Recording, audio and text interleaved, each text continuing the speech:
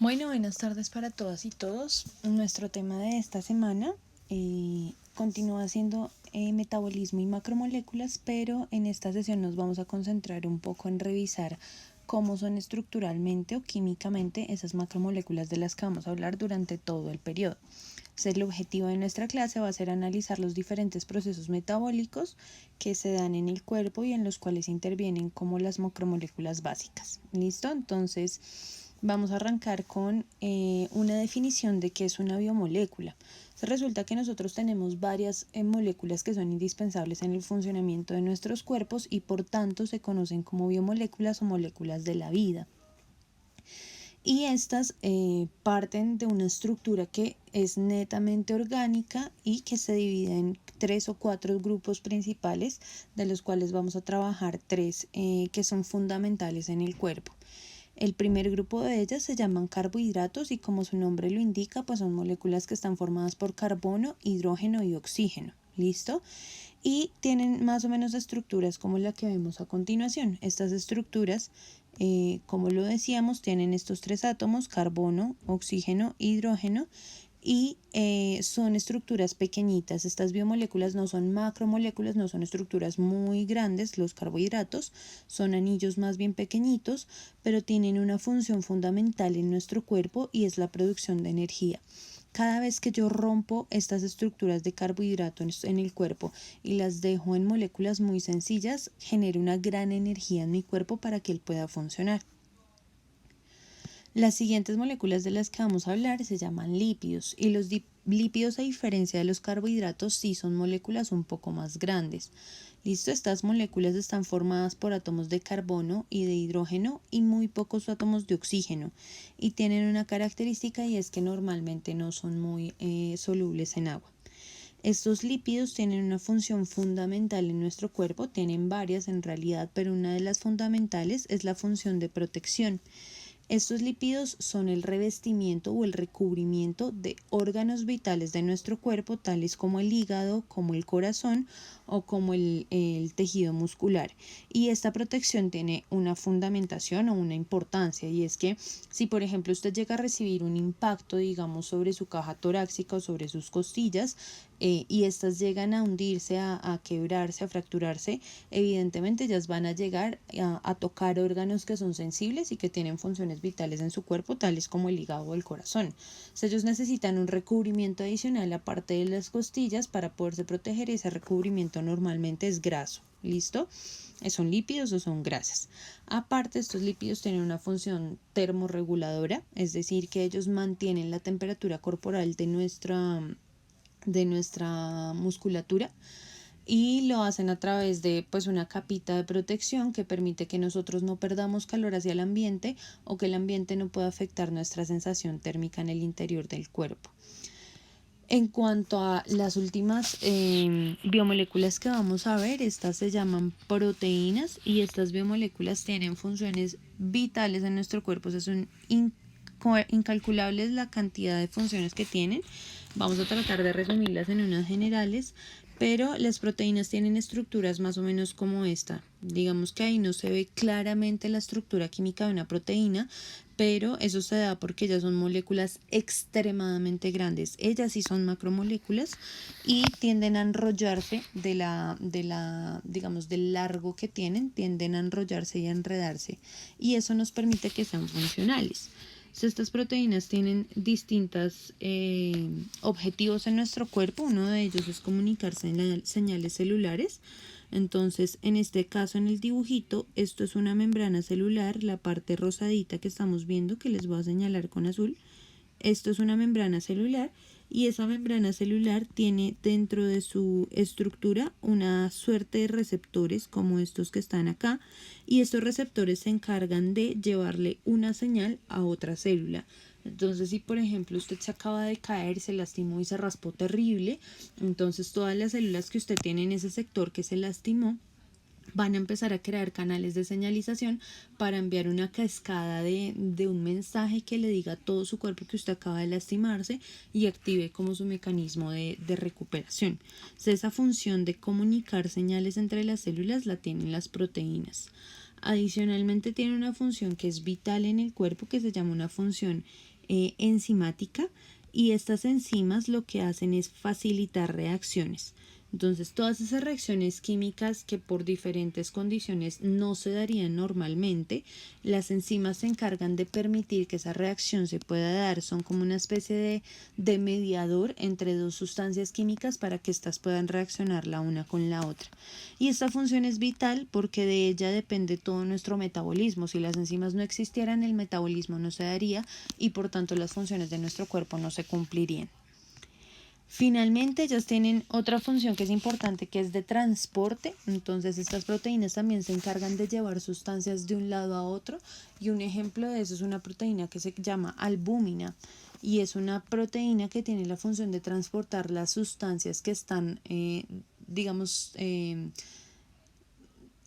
están dentro del torrente sanguíneo, como por ejemplo los azúcares recién comemos o las grasas recién comemos, todas esas sustancias que quedan en el torrente sanguíneo regaditas, las proteínas o cierto grupo de proteínas como la albúmina se encargan de atraparlas y llevarlas al lugar de destino, al lugar donde se necesiten en ese momento.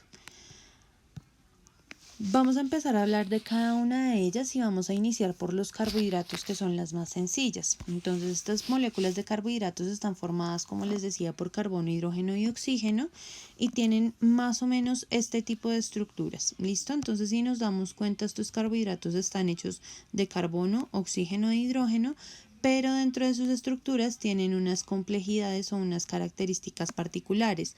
La primera es que si nos damos cuenta, en ambos carbohidratos tenemos una gran cantidad de grupos OH. Listo, y recordemos que los grupos OH son característicos de los alcoholes. Entonces, estos carbohidratos se conocen como moléculas polihidroxiladas o polialcohólicas, lo que nos indica que tienen grandes cantidades de grupos OH. Y adicionalmente, tienen otro grupo funcional dentro de su estructura. Algunas tienen unos grupos aldehído y algunas, como en este caso, tienen grupos cetonas. Todos los carbohidratos que se llamen o que tengan grupos aldehídos se van a llamar aldosas y todos los carbohidratos que tengan grupos cetonas se van a llamar cetosas. Resulta que como esa molécula tiene tantos tantos hidróxidos, a veces esos hidróxidos pueden reaccionar dentro de la molécula para que ella se cierre. ¿Cómo reaccionan? El grupo aldehído o el grupo cetona de cada una de las moléculas reacciona con el carbono 5, con el OH del carbono 5 de cada una de esas estructuras. Y cuando lo hace, digamos que la cadena que antes estaba lineal se empieza a plegar y se cierra como un anillito y resultan estas estructuras. Dependiendo de cómo se cierre el anillo, yo puedo tener dos tipos de estructuras y de la cantidad de carbonos que tenga la cadena, por supuesto. Si la cadena tiene 5 carbonos, como en este caso, yo tengo una estructura que se llama pentosa. Y si tengo 6 carbohidratos, como en este caso, 3, 4, 5 y 6, 1, 2, 3, 4, 5 y 6, esas estructuras se llaman o reciben el nombre de hexosas. ¿Listo? Estas hexosas y pentosas son bastante importantes en nuestro cuerpo.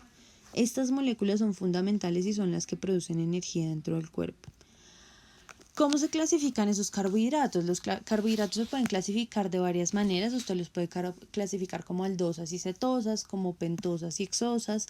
Sin embargo, existe una clasificación que es aún más importante para nosotros en este momento y depende de la cantidad de carbohidratos que yo tenga unidos entre sí.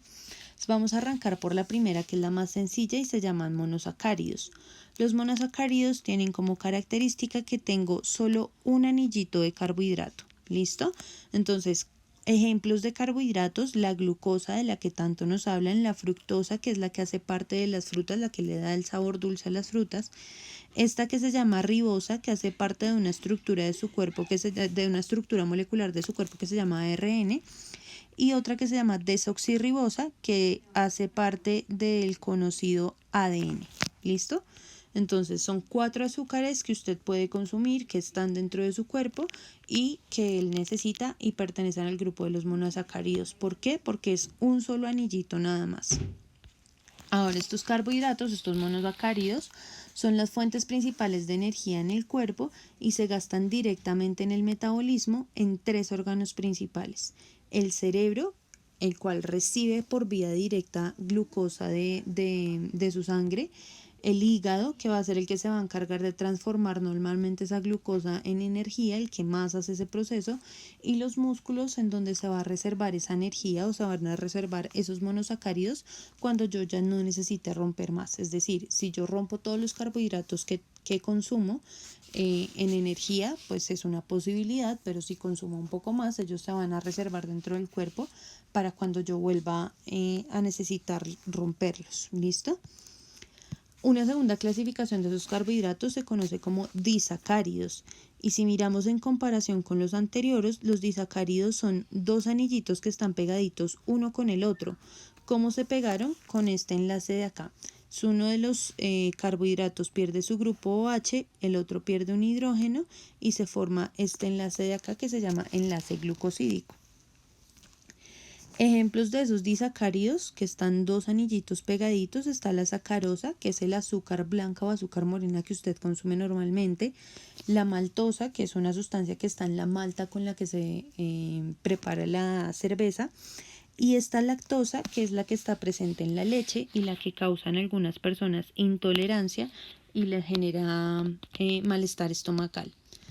Entonces, estos disacáridos dentro de su cuerpo no permanecen así uniditos. Cuando ellos entran a su cuerpo hay enzimas o proteínas que ayudan a romper estos enlaces glucosídicos. ¿Listo? Por ejemplo, en el caso de la gente que es tolerante a la lactosa, que puede digerir la lactosa, esa persona cuenta con la enzima que le permite romper este enlace. ¿Listo? Entonces, si usted tiene esa enzima, está todo bien y usted puede realizar el metabolismo, romper este enlace y obtener estas dos azúcares de manera independiente. Sin embargo, las personas que no son tolerantes a la lactosa, que no tienen esta enzima, entonces lo que les va a pasar es que este enlace nunca se puede romper. Estas dos azúcares siempre permanecen unidas y cuando ellas se empiezan a acumular en su cuerpo, ocasionan que el estómago se les vaya inflando y que acumulen bastante cantidad de gas. ¿Listo? En cuanto a estos disacáridos, ellos son fuentes principales también de energía, se gastan inmediatamente en el metabolismo, ellos se rompen fácilmente y se gastan también en cerebro, hígado y músculo para cumplir la misma función que cumplían los monosacáridos. Pasándonos un poquito más grandes, que son los oligosacáridos, estos ya tienen una cantidad más grande de anillos unidos. Entonces démonos cuenta que en este oligo tengo 4 anillos uniditos y estos oligosacáridos normalmente tienen de 2 a 20 carbohidratos pegaditos. ¿Listo? ¿Cuál es la función de esos oligosacáridos? Ellos dentro del cuerpo tienen dos funciones que son vitales. La primera es que sirven para hacer transporte o comunicación celular y la segunda es que sirven de reserva energética. ¿Cuál es su función de comunicación? Resulta que encima de las membranas, supongan que aquí tenemos una membrana celular, nosotros habíamos dicho que hay unas proteínas que se ubican y que esas proteínas permiten transportar un mensaje de una célula a otra. Esas proteínas normalmente tienen acopladas un jueguito de oligosacáridos, que serían cada una de estas figuritas que usted tiene acá. Cada una representaría un carbohidrato. Y esos oligosacáridos con esos carbohidratos lo que hacen es facilitar el envío de señales de una célula a otra. En cuanto a la reserva energética, los oligosacáridos, al ser cadenitas largas, pueden empezar a almacenarse en su cuerpo, a unirse en cadenas cada vez más largas, hasta que van a formar una estructura que se llama glucógeno. ¿Listo? Este glucógeno son unas redes muy grandes de carbohidratos y sirven de reserva energética.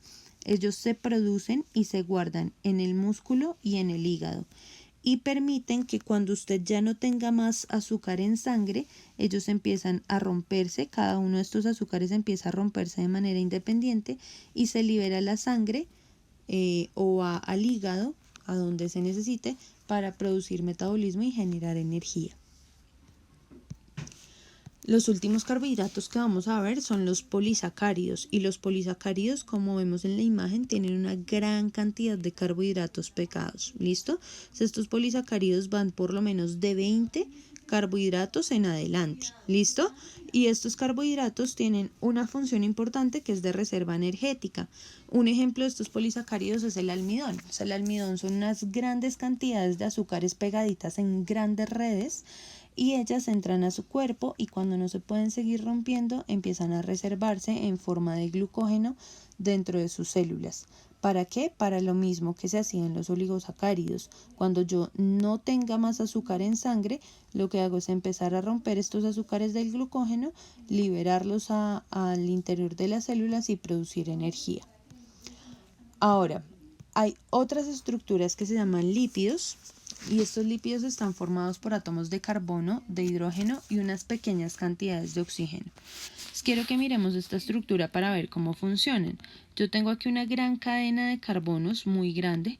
Recuerden que aquí no se ven, pero esa cadena de carbonos tiene hidrógenos, y miren solamente los oxígenos que tengo muy poquitos.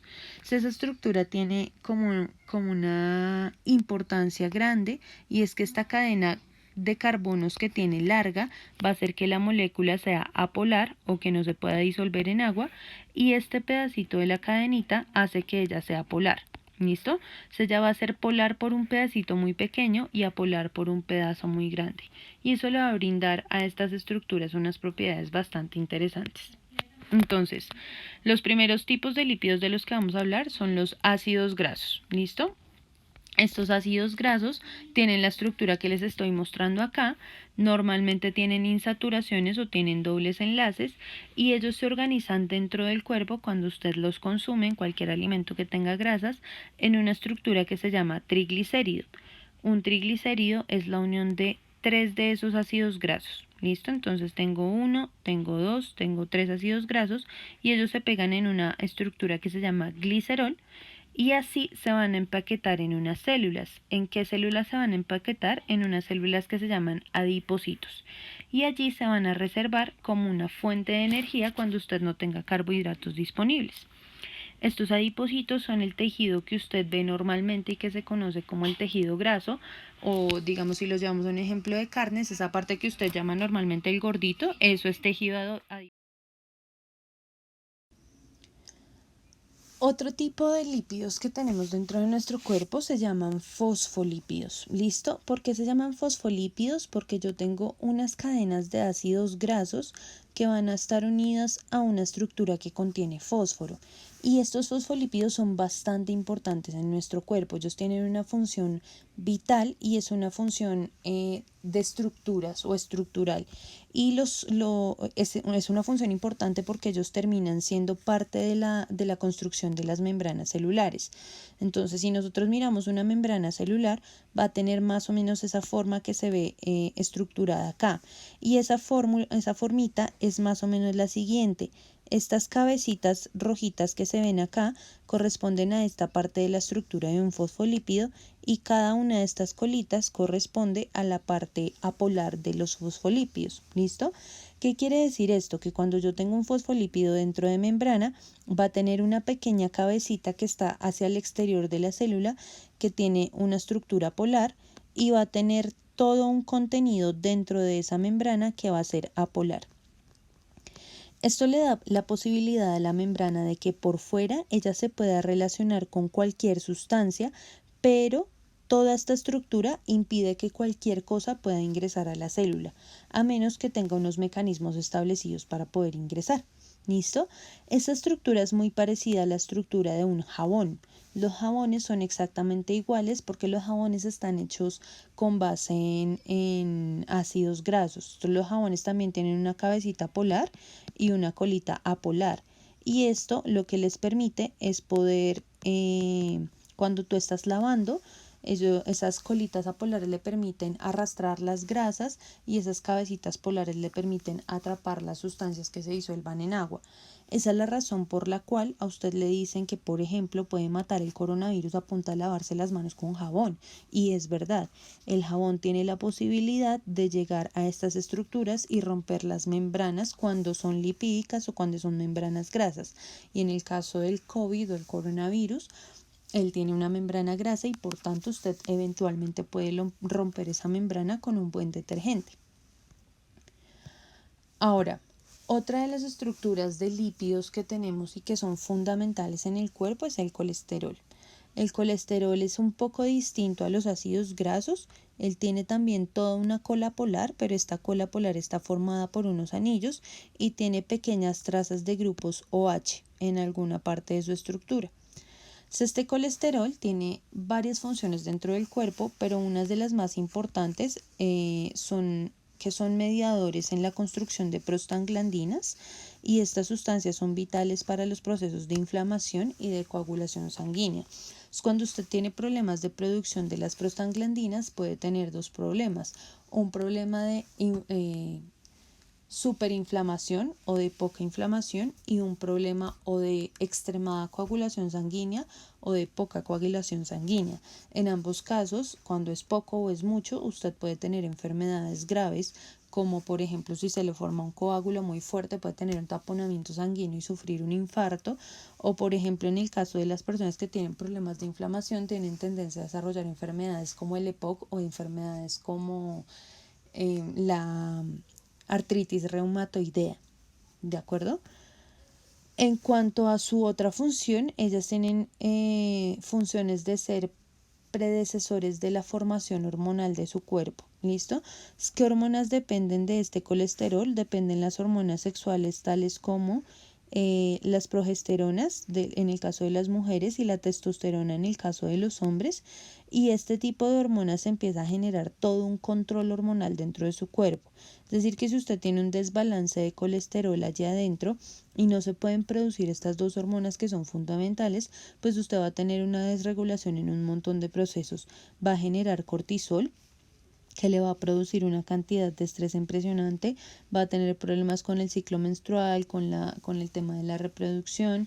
En el caso de los hombres va a poder tener enfermedades de impotencia o a tener situaciones de regulación hormonal también bastante fuertes, así que el colesterol es una sustancia vital para el funcionamiento de su cuerpo.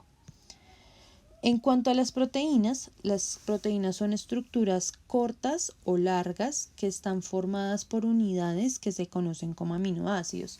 Imagínense que esto es como un collarcito. Un collarcito de perlas, una sola perla no hace collar, pero si usted junta muchas, pues entonces usted va a formar un collar grande. Lo mismo pasa con las proteínas. Las perlitas serían nuestro aminoácido y el collar completo sería la formación proteica.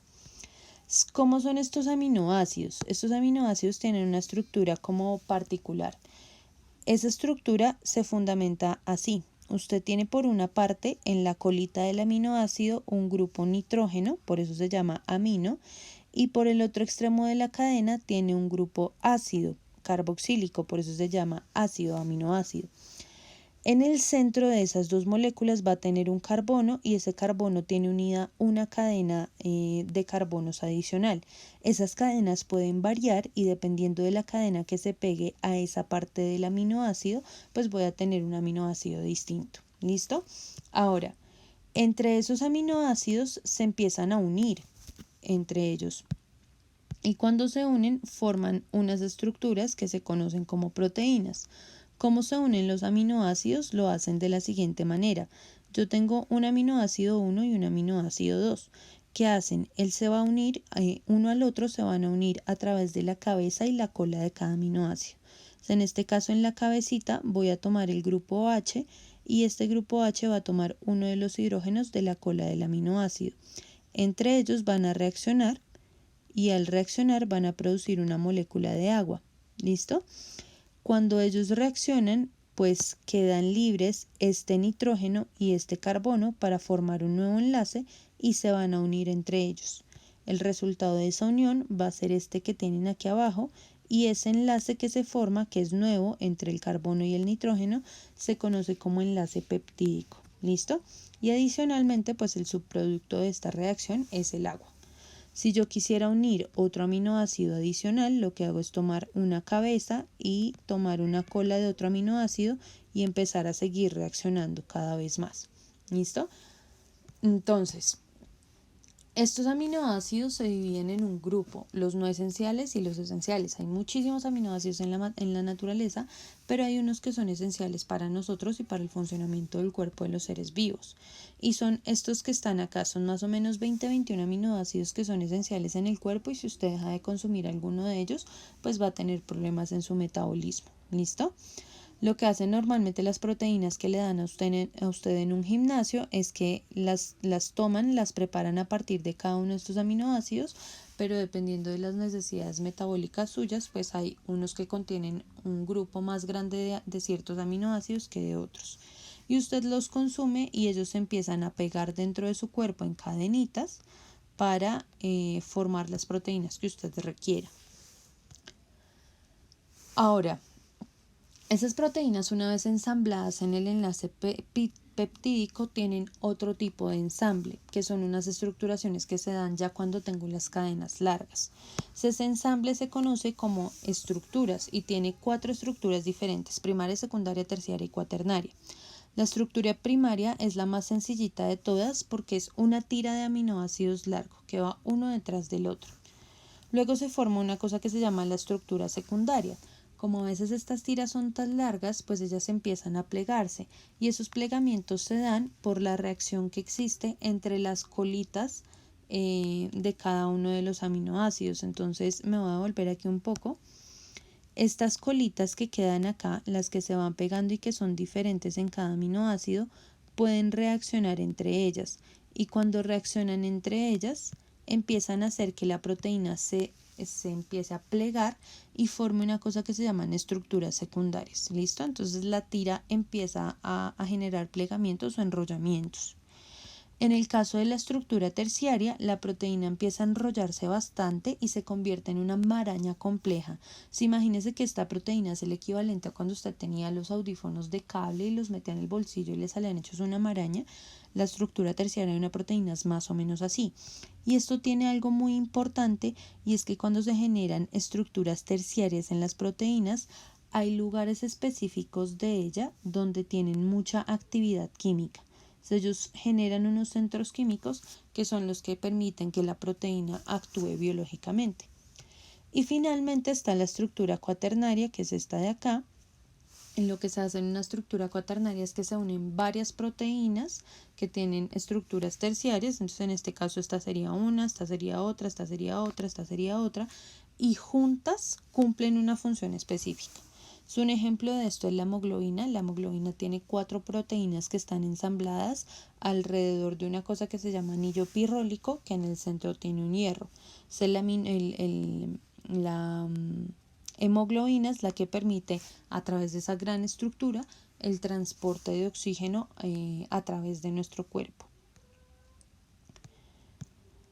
En cuanto a las funciones de la proteína, tiene varias. Una de ellas es estructural. Entonces estas proteínas tienen la posibilidad de formar colágeno, o son estructuras. Las proteínas como el colágeno y la elastina tienen funciones dentro del cuerpo de darle elasticidad y darle firmeza a nuestra piel.